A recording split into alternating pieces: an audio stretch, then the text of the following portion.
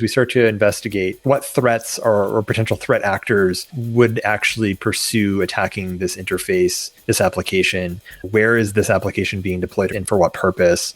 And then also what data, especially when it comes to like large language models, where through the chat interface, if you've got any sort of like retrieval augmented generation happening, well, guess what? You're effectively giving me a portal into which I can then go and grab that data. And depending on how you're storing that data, I may have access to internal spreadsheets or internal documents around, I don't know, HR and performance information is like one example of things that we've seen where someone will go ahead and have just sort of a large data lake. Everyone talks about have a data lake. Well, guess what? If you're putting all your finance and your leadership and executive decisions and your R&D investments all in the same data lake, and then you're hooking an LLM up to it, I now have a portal into that entire data lake. Hello, I'm Dhillon, your host, and today on your AI Injection, we're exploring how to secure chatbots against adversarial threats with Keith Hoodlet, Director of AI and ML Applications from Trail of Bits. Keith holds degrees in psychology from Keene State College and computer science from the University of New Hampshire, with experience building DevSecOps programs for Fortune 100 companies. Keith brings hands-on experience in taming AI vulnerabilities, focusing on techniques like input fuzzing, adversarial simulations, and API penetration testing. Maybe get us started by telling us what problem are you guys trying to solve? What happens without your solution today? Like if somebody doesn't have your solution, what do they do? And then tell us what's different if they're actually using your solution. Sure. So at a high level, one of the important things to call it as well is, like you, we're a consulting firm. So we do security research and consulting. And so for us, the problems that we're trying to solve is really helping to get the Venn diagram of what people think AI is doing and how secure it is versus how secure it actually is and what it is actually doing, and make those circles overlap, right? To the extent that our job is to understand how these things are really working under the hood and how they're connecting back to other systems and the exposure they may have for things like training data or model inference, for example. And so really just trying to help companies understand like, hey, the use case in which you're trying to apply AI for the models that you're using, for the way in which you are maybe supplying a pre-prompt, might not actually solve the use case that you have, right? I guess what I would sort of ask is like, what's your typical customer look like? Are they using OpenAI APIs or Anthropic APIs, and they're trying to build something, they don't have a lot of deep AI expertise, and they're concerned about, everybody's read about the Air Canada case or the Tahoe case where somebody got the bot to promise for a buck. What's your typical customer? What are their typical concerns? And how are they different from maybe your traditional security concerns? So I think for our customers, it's really interesting because in many ways, I think you've already described it. The people that are using the foundational models like the Geminis and the Anthropics and the OpenAIs tend not to be the clients that we usually work with, or at least not in the typical sense, right? The analogy that I've used internally is sort of like, if a company is just going to go and set up an API call to one of those platforms, it's sort of like a company that's going out and installing WordPress and spinning up a website. The technical depth that we bring to those security conversations is just too big of a fish and too small of a pond for the problem. Like we go way beyond, I think, what those companies are actually looking for from a security standpoint. And so we go to the platform as a service providers, we go to some of the world leading technology firms, and we help them understand that the technology they're building, the way in which they're instrumenting that, architecting that, having these calls come back together, using a trusted compute environment or, a trusted encryption environment, for example, those things are all things that we help them care about and help them understand like where their limitations are, where their boundaries are, and where the security of their instrumentation or their architecture actually falls apart or successfully is helping them harden their actual code base, their infrastructure, their application.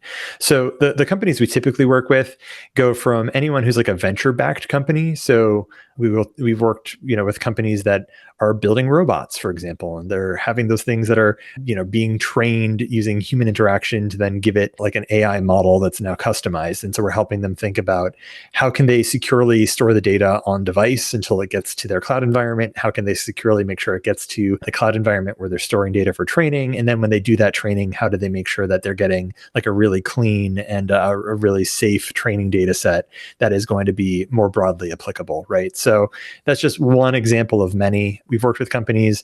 Good example, one that I can cite publicly, Hugging Face. So we actually just looked at Gradio 5 and did a whole security audit of that implementation, which is basically like a platform that you spin up locally as a service. And so companies can like spin up their own Gradio instances. And so we helped Hugging Face find vulnerabilities in that implementation and then gave them recommendations on how to fix it. And then they came out and published the report that we provided them, as well as went ahead and discussed the things that they did to fix the problems we identified. Are they mostly AI building companies? Like somebody's building an AI platform of some sort, and so they're concerned about their customers' concerns around security. So they need some deeper security expertise to help them formulate a strong argument. Is that the general case? Yeah. That's a good way to think of it. It's also the companies who are building the bring your own model platforms. It's not just the software companies creating their own models, but also the platform as a service or infrastructure as a service companies who are saying, we can host your model that you're bringing to us securely in a way that's not going to have any leftover local GPU problems with somebody else's model. So we also work with those companies as well to offer the service to host and store your own models for your use cases. So, how much of your security conversation is about the usual stuff, the network issues, like the non-AI stuff? Who's accessing the code, keeping records of it, all of the SOC 2-ish things, Sure. versus AI machine learning specific stuff? Like, what's the actual nature of the training data set? What kinds of biases are maybe inherently present in the data set? How are you thinking about that? Maybe talk to us about that. What's the difference?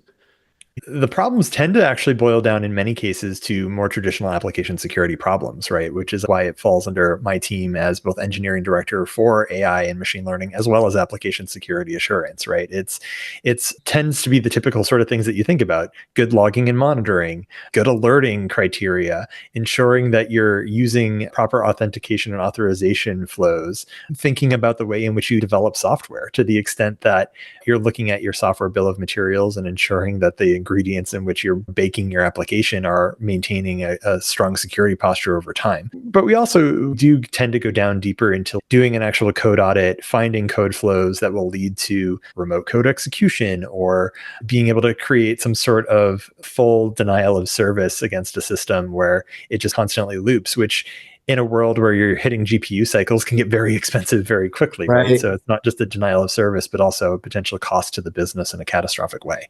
I think a lot of play is given to the whole prompt injection problem, which is a serious problem. But there's a lot more that happens under the hood in the way that these systems interact with one another, the way that they get authenticated, and the traditional security measures that people should use: monitoring, logging, alerting, using well-founded and secure open source tools or software. There's a lot there that I think continues to be the same solutions to old problems, but it's because, as with any problems, yeah, they're problems, to be honest. They're here. Yeah, the OS top 10 has existed for a long time, and it continues to exist and will continue to exist, right? Yeah, and your whole industry is growing like crazy for a reason, right? So let's talk a little bit about the prompt injection attack. So maybe describe what you mean by prompt injection, and then what are some of the standard approaches to mitigating?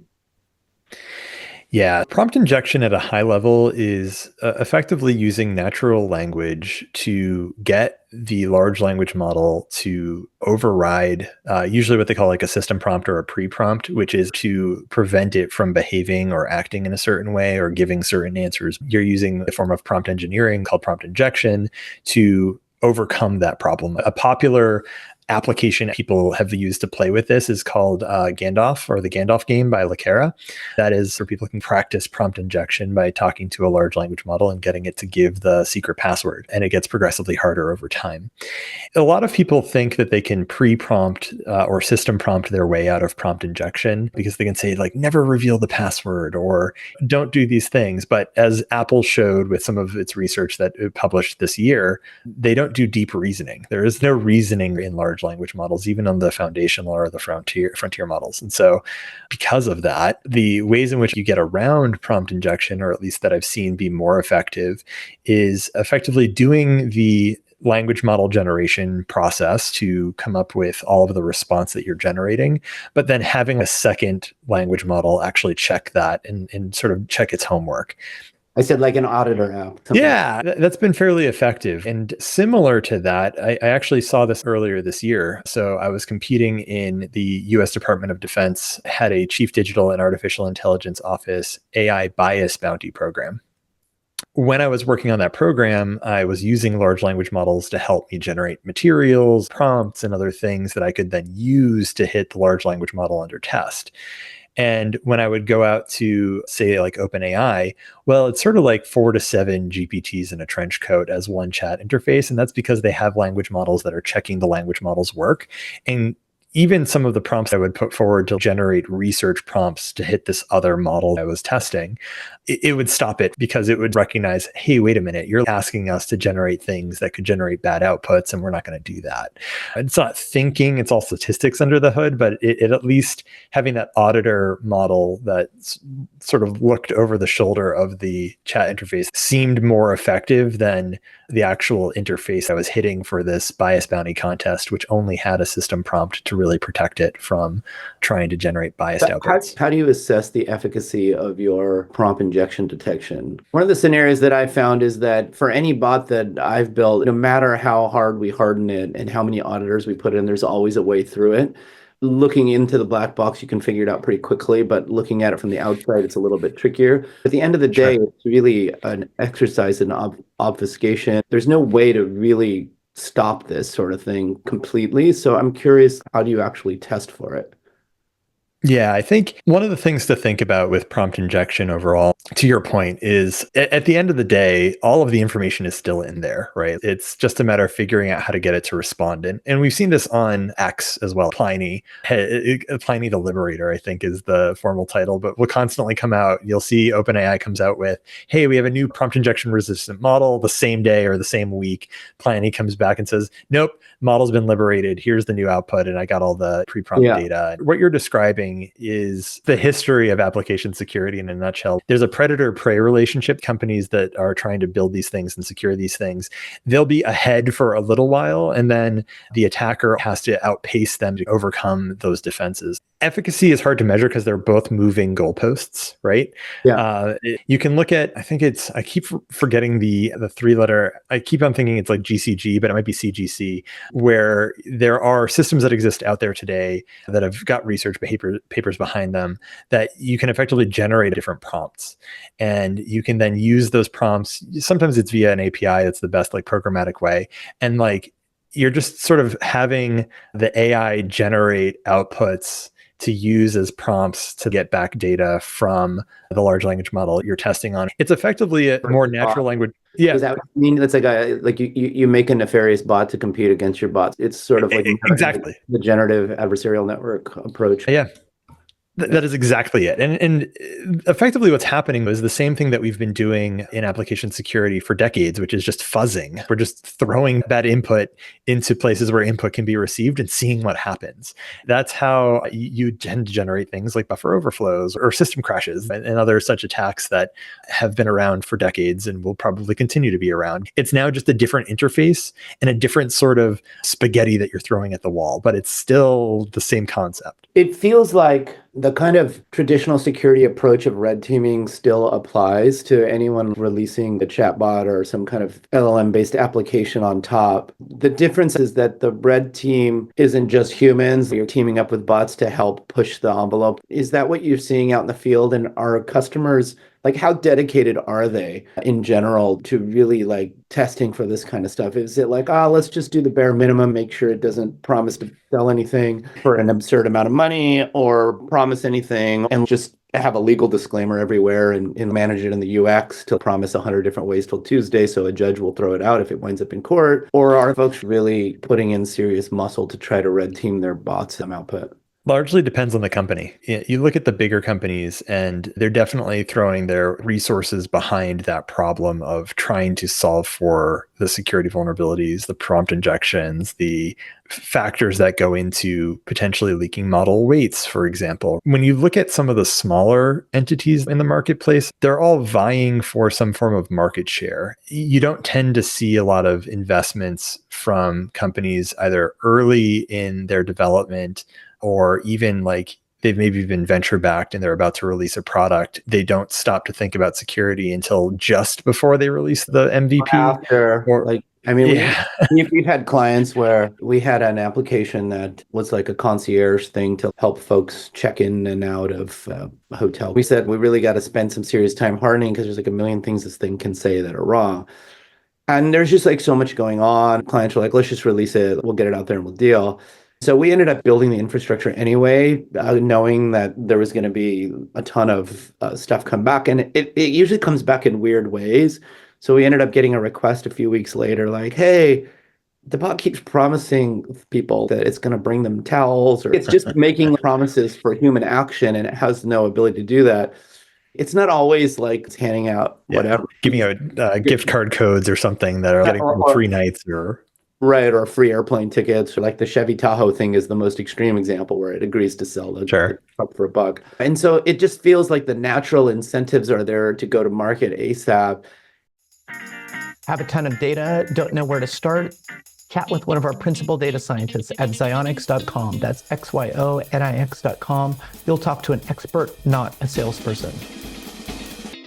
You mentioned earlier that you're not really selling into folks that are grabbing some APIs and talking to a large LLM because they're not looking for big muscle behind their apps. I guess I would argue that it makes sense when you're prototyping internally, but it doesn't really make sense because the cost of like the courts in Ontario for that Air Canada case, they ruled like whatever your bot says, regardless of what you put on your website, you're liable for. So they ended up having to comp the plane tickets or get the price that they wanted.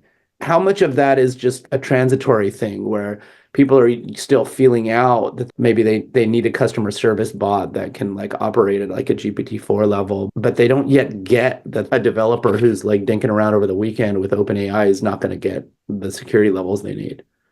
In my career in security, I would say that companies tend to do, and I'm generalizing, right? This isn't true for Google has like their Project Zero. Microsoft has a lot of muscle behind the security work that they do. So this isn't necessarily true for everyone in the industry, but if you look at most of, say, maybe the Fortune 500, right? Most of them, if not all of them, think about security as a cost center. Right. It's not a strategic differentiator. It's not something that they're making significant investment in. To that end, oftentimes, I think part of the problem is a scaling problem where if a large company decides that they're going to go and implement an API interface to, say, ChatGPT or Gemini or Claude, for example, they may or may not bring in their security team in the first place to consider the ramifications of doing that, let alone as they bring it out to the production level, having security in the know that that's a problem that they need to solve for, right? They're still at a level that they're thinking about traditional application security problems. They often think about, okay, well, Anthropic or Google or Microsoft or OpenAI or whomever has done the security work for us. So we don't have to think about. That's kind of an interesting lens on it. And, I'll be a little bit transparent on my biases here. That's not necessarily a bad thing because as soon as you bring the security guys in, then the project dies before it even gets off the ground. The product person in me that wants to get stuff out and prove there's a business here or something viable is totally on board with that. But once you start getting serious about something, then it's different than getting a fully secured Google Drive environment or a Google Docs or a Microsoft Teams environment. There's always a portal into their world that's not fully secured. So I'm curious, like one of the ways that we handle this a lot of the times is reframing the business problem, the product problem with folks, and laying out the risks that are inherently prevalent. For example, you don't want to kill the project before it gets off the ground. Usually, like the easiest way around that is just to put a human in the loop and reframe the application like it's assistive and that it's an efficiency improvement over existing, let's take the customer service case, over existing customer service reps. And that seems to resonate with them where it's like, okay, well, the liability, you already have liability around security, around content going back and forth between your humans and the outside world. Humans can be pissed off at the company. They can just be not paying attention. Like there's a million things that can go south there anyway. So they usually grok that. And then we'll usually say over time in responses that have higher confidence in their output and lower cost for misstating something can start to be throttled out directly to user and not have to go through humans. But it's sort of like a crawl, walk, run strategy, but start safe and then Sure. I'm curious if you're seeing kind of approaches like that out there in the field. Well, I want to go back to one thing you said earlier, and then we can come back to that question. So please, like, hold it for a second as well, because I would agree with you. Most of the time, bringing a security team is a surefire way to like kill the speed and execution of a project out to market. Like in most companies, that's absolutely true, and it's unfortunate that like security has been painted with that brush, because there are also, I think, some security teams out there that truly understand that security is a feature, right? It's the sort of thing that you want to invest in, that you want to maintain, that you want to, build a structure around, but also it should be really transparent to the user, in this case, the internal development team, the project team, that it's not like a gate or a thing that stops the process, but that actually enhances and empowers and lets them get to market faster, but also securely. And the example I often use around that is I will ask people like, on your mobile phone, do you have like a banking app or a finance app of some kind? And in most of the world, people will say, yes, of course I do. And when I sit down and I talk to development teams about like the security vulnerabilities that they have in their application, when I ask that question, the next question I ask is, would you use the banking app if it had the vulnerabilities that your application has? And they sort of look at you like you've just called their baby ugly. Security can do better here, right? Like that is firmly my belief as an individual. And as a company, I think we also help our clients achieve that outcome by working in collaboration and cooperating with development teams, as opposed to like fighting the development teams, which sadly happens all too frequently in large corporations. Yeah, for sure. And I think you bring up a really interesting point, because we had this scenario come up, with a client building on top of an external LLM. What I'm sort of starting to see out in the marketplace is like, hey, we can't just do what you can do out of the box with GPT-4 or Anthropic. And there's a couple of key places that fail, but security really can be a feature in those cases, a pretty pivotal one, where you really are standing behind what the bot says, as opposed to like, yeah, anybody can go to OpenAI and stick their questions in there and get what they get. But that's a very different thing than going to a particular company or a particular, I don't know, government agency or whatever, and having them stand behind what the bot's saying. And in those cases, Sure. it really makes sense to put it, up front. One of the things that we do a lot is we're trying to bring transparency to the risk landscape. What are the risks? And with respect to the machine learning systems, we definitely still get risks on the traditional security side when we're building applications. And we don't only do security, we focus on app building, but it comes up a lot. And we have some security partners that we'll bring in if somebody wants compliance with HIPAA or SOC 2 or whatever, or we'll do it ourselves in some cases. But like painting the land, like, so having the different categories of risk enumerated, and then within each describing like where you're at today in the life cycle of the project versus where you're trying to get to in the life cycle of the project, and translating those risks for folks in a way that lets them move forward and not freak out. I'm curious if you're taking a similar sort of approach, and if so, like what are the big buckets of risk that you see, and how do you contextualize a decision, on whether to invest in improvements in A versus B? Yeah. So the biggest thing that I think we help our clients with that helps them first identify the risks in the first place is usually the journey that we go on with our clients is we start with either a design review if they haven't actually built the thing yet, or maybe they're like mid-flight and they're starting to connect pieces together, but they're not really sure how all of the pieces in the puzzle truly end up at the end. And then the other side of it as well is we look at like a threat model.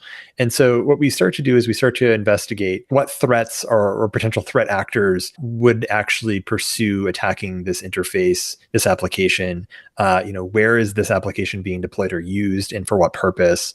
And then also what data, especially when it comes to like large language models, where through the chat interface, if you've got any sort of like retrieval augmented generation happening, well, guess what? You're effectively giving me a portal into which I can then go and grab that data. And depending on how you're storing that data, I may have access to internal spreadsheets or internal documents around, I don't know, HR and performance information is like one example of things that we've seen where someone will go ahead and have just sort of a large data lake. Everyone talks about have a data lake. Well, guess what? If you're putting all your finance and your leadership and executive decisions and your R&D investments all in the same data lake, and then you're hooking an LLM up to it, I now have a portal into that entire data lake. I just have to ask the question the right way to get the information back.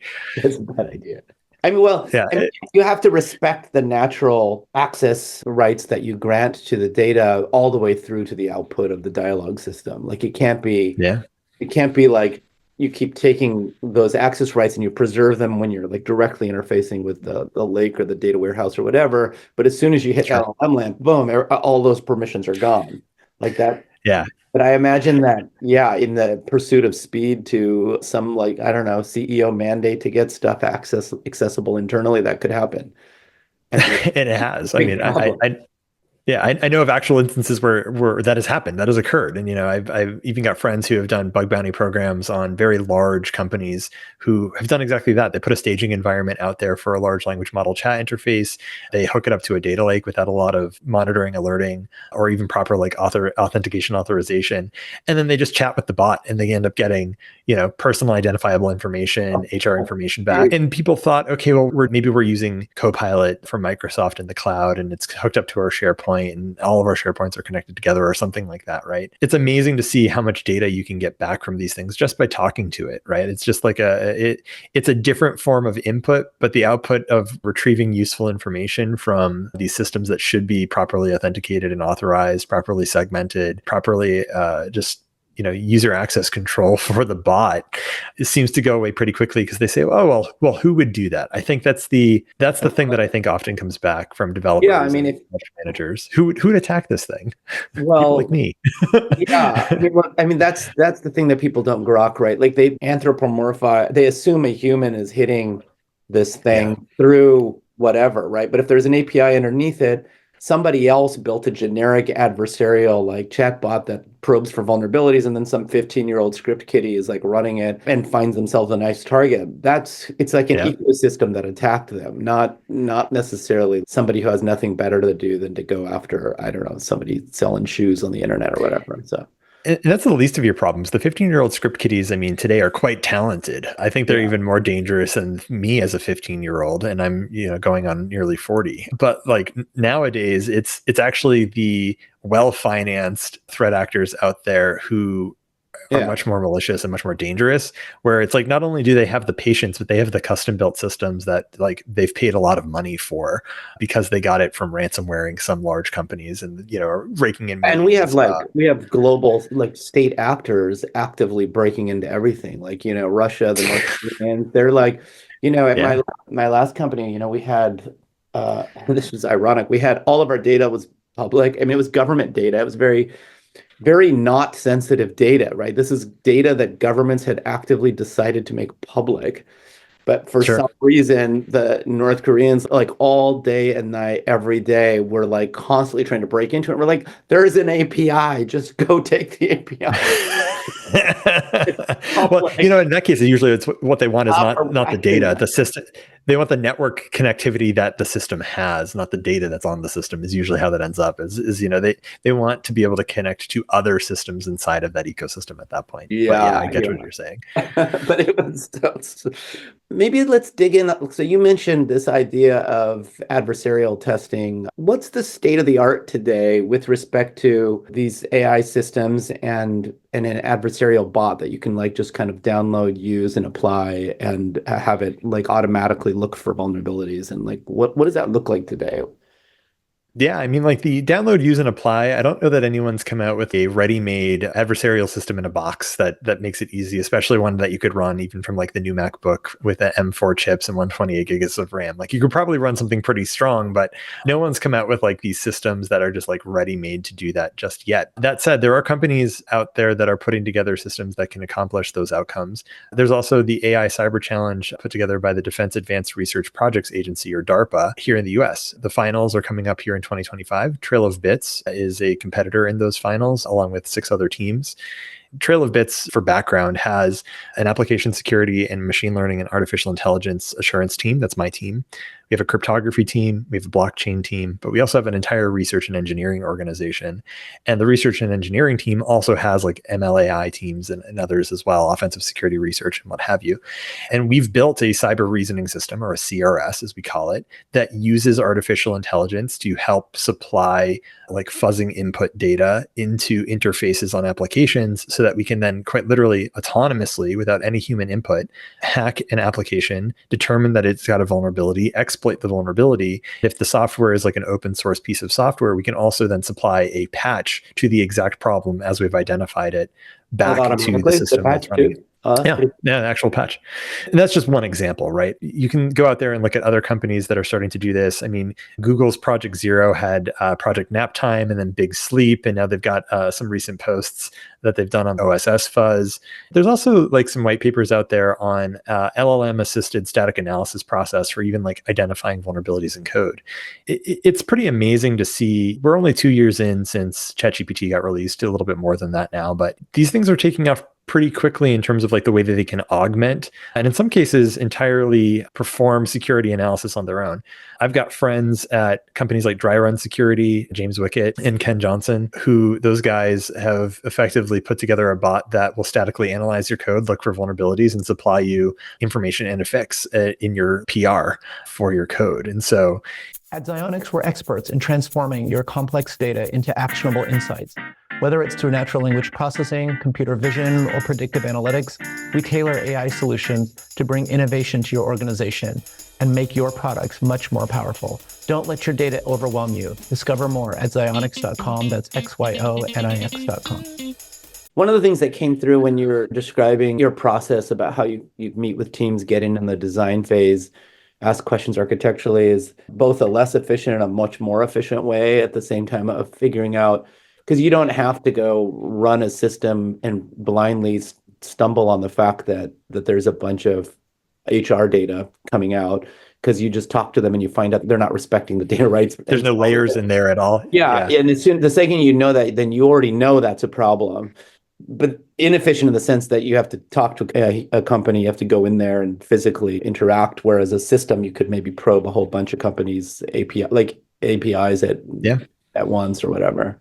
And then there's also the monitoring stage. So that was something I wanted to get into, is what does the life cycle of your engagements look like? Mm-hmm. You get in at the design phase, but fast forward 3 months, 6 months, 9 months, a year, 2, 3, 4, 5 years out, things change, new developers put new stuff in. Is it more like you guys more like you're just kind of bringing the companies up to speed and then trying to hand the baton over to them, or are you sort of engaged in perpetuity with some kind of like audit role, or like how does that work? Depends on the client, really. We do like to start with either like design review. So security is least expensive to address, even though from an efficiency standpoint, I see exactly what you're saying. Like, yeah, you have to have human conversations. And lo and behold, you find out things that maybe were designed because these systems are still designed by humans. And so ultimately they still have flaws in them over time. And so catching things there will save them a lot of money and a lot of efficiency over the very like long horizon of their development lifecycle. But once we've gone through that process, we sort of do one of two things. Either we step back after we've completed a design review and let them get on with the business of building the application. And then sometimes we'll just come back in and do what we call a threat model, which is, okay, now that you've actually designed and built the system, we gave you some feedback, maybe you took some of it, maybe you didn't.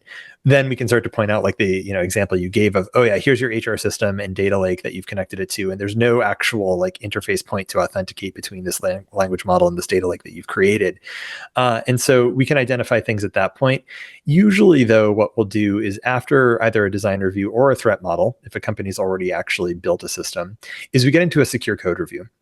So we actually do take a hard look at the code and the running application to determine what flows exist, what paths of input and storage or execution points exist, where we know we can then create exploitable outcomes or scenarios. And then to the extent that we have a running system, we actually show them how that works. And oftentimes what will happen is we will come through with a final report. The client will then go ahead and determine which of these things are working as intended, which of these things are going to be fixed. And going back to the Hugging Face Gradio example, those clients will in some cases say, okay, we fixed all of these things. Can you review the fix? We do. That's part of the service that we offer. We'll look at how they fixed it, make some recommendations or changes. They cycle on that. And then in some cases, it leads to a public report that the client has asked us to put forward to show that they've put in the work for security, which is a nice data point in time to show that they're investing in this sort of ongoing security practice. And then usually what a client will do is sometimes it's in a 6-month cycle, sometimes it's 3 to 4 months, sometimes it's annually. They'll bring us back in because ultimately these applications will have drift. over time. Yep. And people will often say technical debt, but I want to give you a fun little example. So back in 2016 or 2017, in Houston, Texas, at the middle of the night, suddenly all of their air raid sirens for like nuclear warning systems went off. And as it turns out, a hacker had used software-defined radio to connect to those bands and then to trigger the signal for all these sirens to go off in the middle of the night. But what's interesting is, similar to like this technology drift that I'm trying to draw an example of, is back in the 1960s and 70s, when that system was initially implemented, they didn't have technical debt. The radios that were actually used to operate these things were only available to military personnel. The bands that the radio waves operated in weren't feasibly generated by anything that a civilian could get access to. The protocols that were used to, even interface with these things and authenticate was quite strong. But fast forward, 40, 50 years, and suddenly the civilian has not only access to the bands in the radio wave like bands, but also like tools that can actually monitor and then assess the protocol and then send their own signals to trigger these alarms. And in a similar way, over time, as companies develop software, to your point, leadership changes, developers change, priorities change. The software as it was built was maybe secure when we audited a company 6 months, 12 months, 18 months ago, but that may have changed because of new things that have been added, new features, et cetera. I'm sort of envisioning like you guys have what sounds to me like a white glove service with really high stack people interacting with a well-heeled, well-budgeted customer. But then on the other end of the spectrum, I'm envisioning free automated tools to plug in to code bases, into API endpoints that can kind of continuously churn away to for threats and vulnerabilities and report on it. And then everything kind of in between. So like it feels to me like your business should maybe, before you leave, you have a sensor sitting in there that's monitoring their code base and looking for somebody writing a new adapter to a new data module and suddenly sees that it's a personal healthcare database or whatever. Sure. Maybe there's something wrong with it, maybe not. That would be an alert for somebody to at least ask the question like, hey, what's going on with this new data source that just got introduced? I guess the point is, it feels like a potential hole here is that you guys meet with somebody, 6 months pass, something bad gets introduced, but you don't go back for another 3 months. And so you got a 3-month gap where something's not there. And it feels like a man-machine hybrid or a human-machine hybrid is sort of required here. I will say, like, we're not inexpensive for the work that we do. We bring some of the world's top talent to these problems, which is why I think the world's largest companies come to us to help solve those problems, because there really isn't anybody else out there who can hit that at the same level that we can. But to your point, like, hopefully the companies are continuing to invest in ongoing security practices. And to our end as well, one of the things we like to leave behind is a lot of either static analysis rules that we've written as like customized rules for them to help them identify patterns of problems that we've seen, so that they can avoid introducing those in any sort of like interim of an actual audit that we might perform.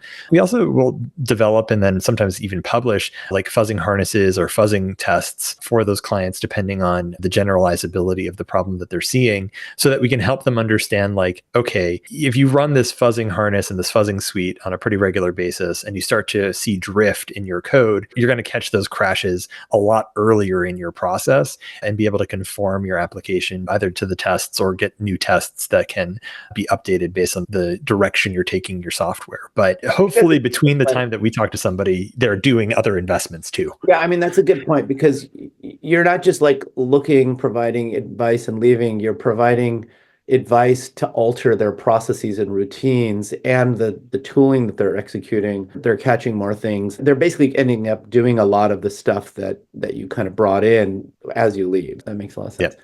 So one of the things that we've started doing here on the show on your AI injection is asking not only like, what is this new AI capability, which I think we've probably addressed to a large extent. We've sort of historically asked, how does this AI capability work? We talked about the adversarial testing. We've talked about your processes for getting in there and interacting.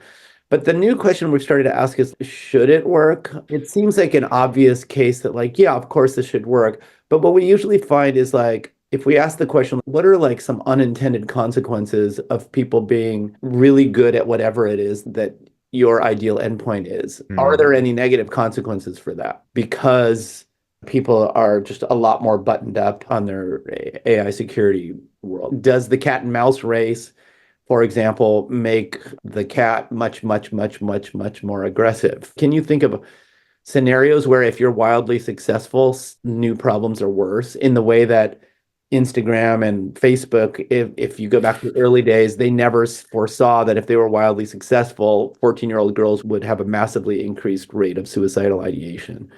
So Sure. If we're wildly successful and these applications are incredibly secure, I think the possible negative outcomes are still human driven, right? It's to the extent of, say, for example, large language models do actually turn into artificially general intelligence and they're incredibly secure. And then putting my tinfoil hat on, and then they start to rebel. How do you possibly stop an adversary that has far more computational power and access to systems than you can reasonably control and stop, right? And now you have no mechanisms to even try to get in to stop it in the first place. Like, that could be really bad.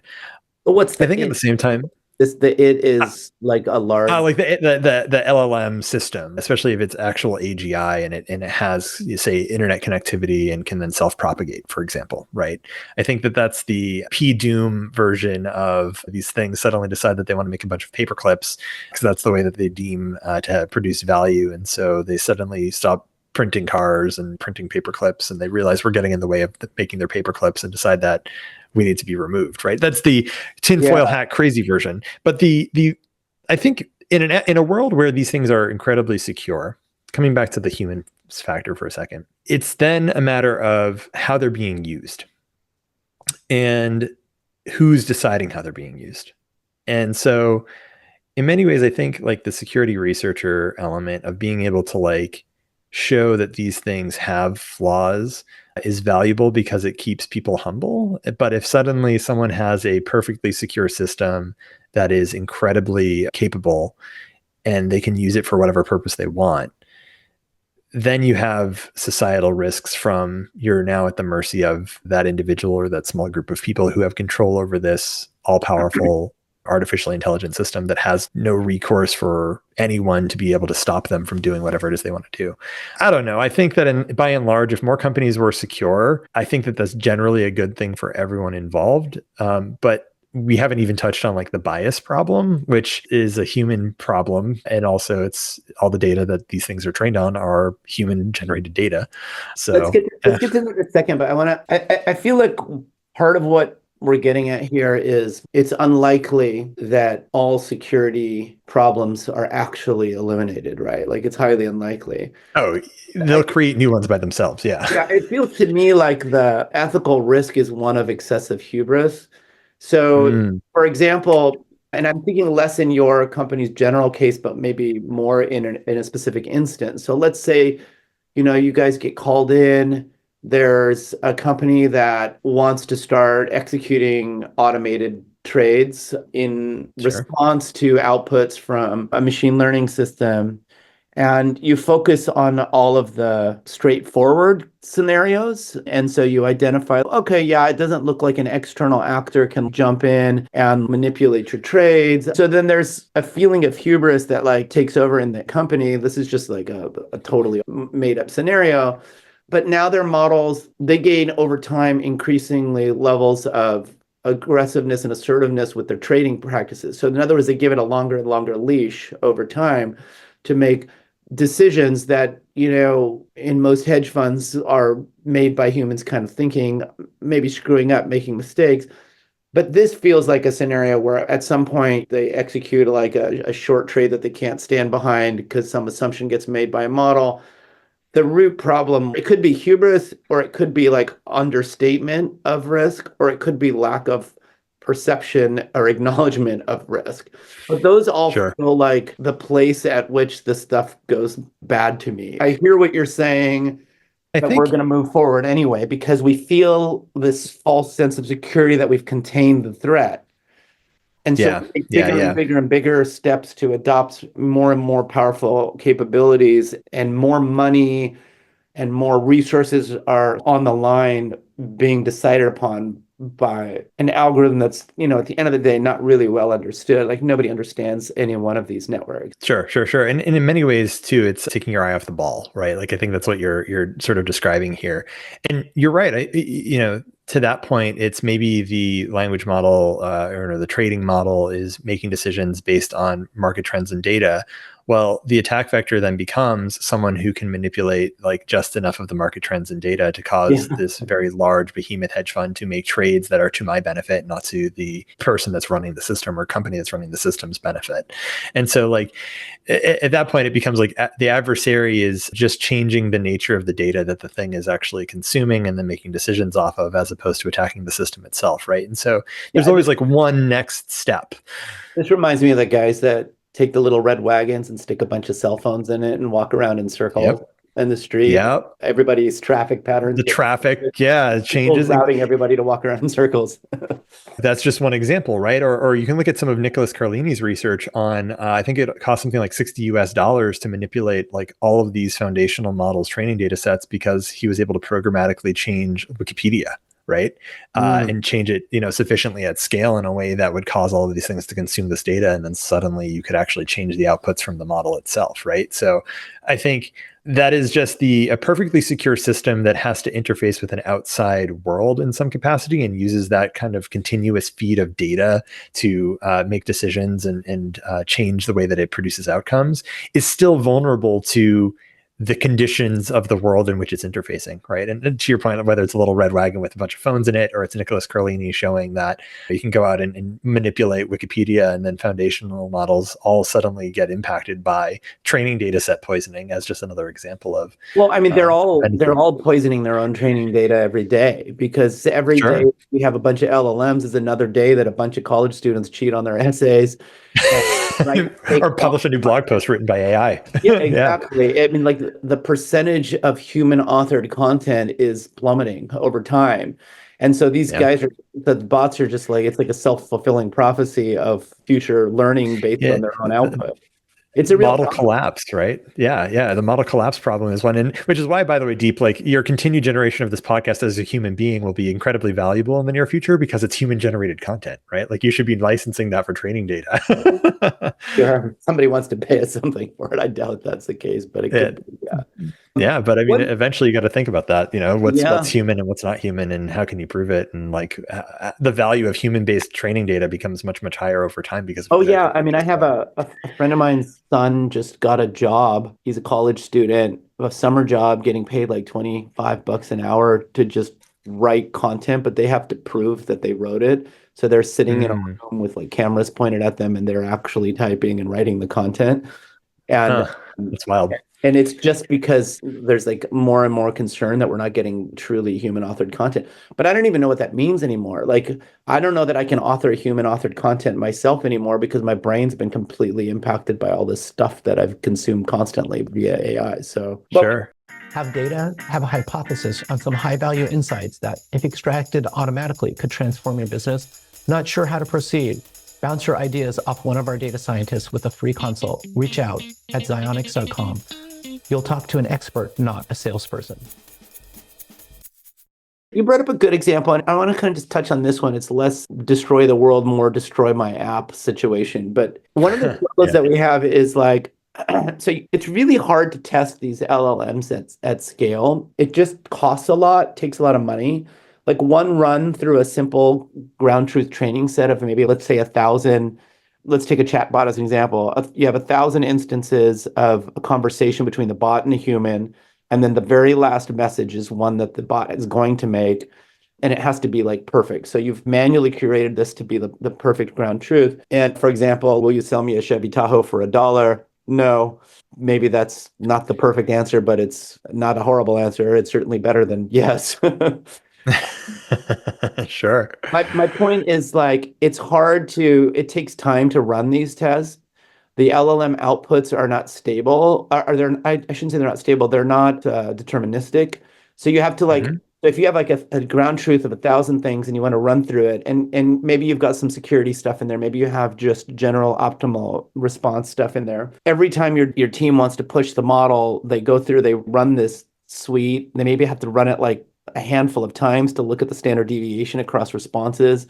The very metrics that we use to assess the efficacy are LLM based. Like now, we have to find the distance between an ideal answer and the bot's answer, and that moves also. There's like a lot of uncertainty there. Even if one developer just wants to run it once before checking in, it's going to be at least $5 we've found. Like sometimes it's 10, sometimes it's $20 just to run a test suite. And that's a really small ground truth, right? And it can still take half an hour, a couple of hours. So you're not even accounting for the developer's salary time either for the hour, right? Like, no, I haven't even gotten there, right? And so now if you talk about a more reasonable sized data set, maybe 100,000 examples that have to get run. I mean, it's like serious money and time going into testing things. And it's not even that easy to maintain idealized responses because the bot's coming back with things that are different from what the last human vetted thing said was perfect, but it's good. Mm-hmm. There's a lot of challenge there. And so one of the things that has happened in the past is to us on projects is OpenAI drops a new model. And it's always like, it's like the last couple times they dropped a model, it was so much better. And then all of the impact was in us fixing the ground truth to acknowledge the new, much better model. But then there have been times where all of a sudden we see, a drop in efficacy. So the question is like, these things feel really hard to test compared to functional testing, even compared to traditional regression testing, even compared to like traditional performance testing.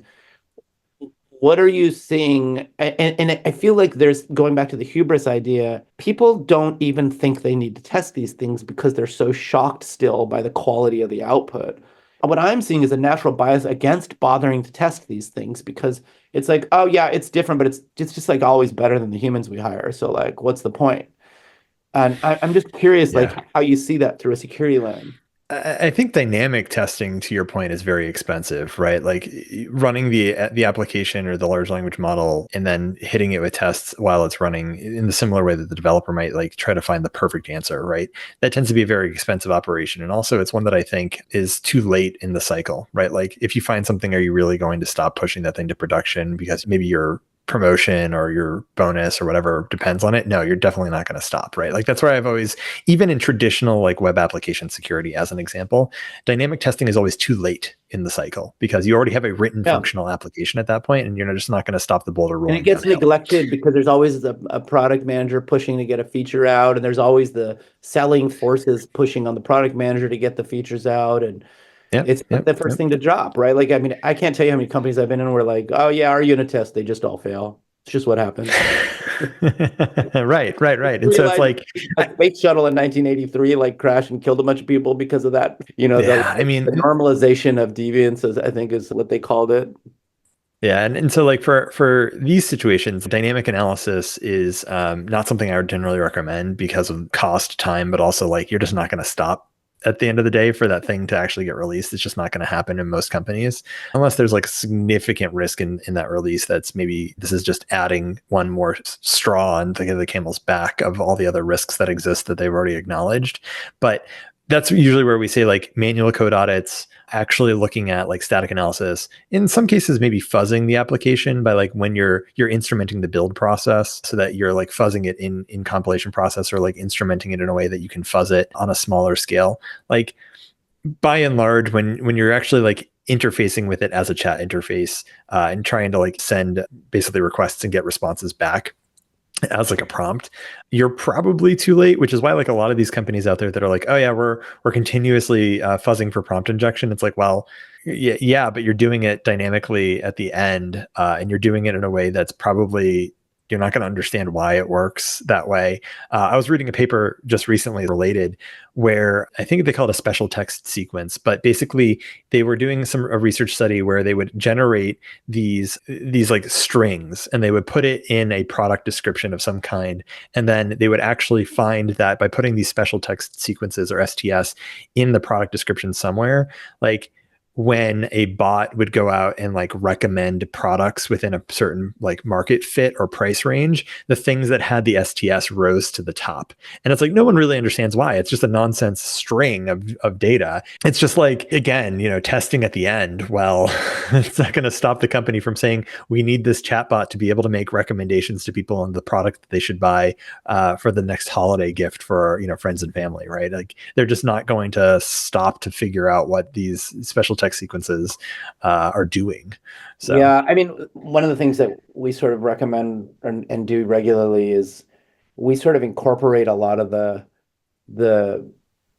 sort of deviance, like the conversational deviance stuff into the ground truth itself, because we do need to constantly like torque assessing how effectively the bot's responding to stuff is something that any data science team's going to be doing like every day. And so we'll start incorporating banned statements and the manipulative conversational stuff into that testing so that it's not happening like right before you release, right? It's happening like every day or ideally. I think this has been like a really awesome conversation. I'll end with my sort of traditional final question, which is like, let's fast forward out 5 or 10 years out, whatever your guesses are about AI evolution happen and security evolution. Just describe the world for us. Like, what does the cat and mouse game look like? What do the bad actors look like? What do the good actors look like? And what are the scale of failures looking like? So I'm going to take the devil's advocate bet on this one. Like I'm going to plant my flag in a place that a lot of people won't anticipate, which is I think localized models and like smaller custom models are actually going to win in the next 5 to 10 years. Like a lot of people truly believe that the foundational models or the frontier models, like the big OpenAI or Gemini 1.5 or Anthropic. You're betting on Llama 3 and yeah. Performance over time and compression and being able to have much more specialized models, I think, especially things that you can run locally to your system, I think that that's going to win. But I think what that means is, especially when it comes to custom models, right? Being able to train your own models, for example, it means that people will also probably start to like sell almost like they do software licensing today, smaller, more capable models that people can run locally. And that can do things for them much more naturally. I mean, like Anthropic tried to come out, for example, with their compute use or computer use. You could have the large language model drive your system. And even in their demo, it paused and went and looked at pictures of Yosemite National Park, right? And it was like, they're trying to get these things to drive your system for you. The agent's idea is a good one, but I think if you string together a bunch of small localized models that are all sort of specialized and capable, you're going to get much closer to holistic systems rather than these large generalized foundational models are accomplishing. And so what does that look like from a security standpoint? Well, if people are downloading models that are small and more localized. We see this even in like the blockchain space, for example. Like it's possible that these things are backdoored. They could have like some sort of connectivity that it opens up back to an attacker who now has an entry point into your system in some way. So that's always the first problem, is like bill of materials type problems. But then also from there, it's what if these things are just simply, they're actually capable of doing a lot more than being prompted and acting, but then start to take actions on their own. I mean, think of like autonomous ransomware, for example, where it's like you download a model, it operates just fine, and then suddenly it decides to detonate itself at a specific time or based on like enough context that it's gathered about your organization to determine it's time to ransomware your organization, right? That could be really scary. So I think 5 to 10 years from now, there's a lot to be seen. Part of the reason I plant the flag on the llamas and the smaller models overall is because when you look at some of the research papers that go out there about like training data sets, I know that we've already talked about that, but the availability of truly human generated training data, the compute costs associated with training larger models, and also the electricity requirements necessary to be able to accomplish that. I think these factors that limit the large language models will eventually hit a sort of logarithmic plateau where you don't see enough of a change between versions of the chat GPTs or whatever, that people start to go much smaller, much more localized, and perhaps more powerful for specific use cases. And that unto itself leads into all the same downloading software from the internet problems that we have today. Wow, the autonomous ransomware is kind of a frightening future. Because you can imagine that getting really good. But I imagine if that happens, then the protection mechanisms will have to get better. So Thanks so Sure. much. Yeah. I feel like this was a really cool episode. So thanks so much. Yeah. Thanks, Deep. This was a lot of fun. Good chatting with you. That's all for this episode. I'm Deep Dhillon, your host, saying check back soon for your next AI injection. In the meantime, if you need help injecting AI into your business or project, reach out to us at xionyx.com. That's XYONIX.com. Whether it's text, audio, video, or other business data, we help all kinds of organizations like yours automatically find and operationalize transformative insights.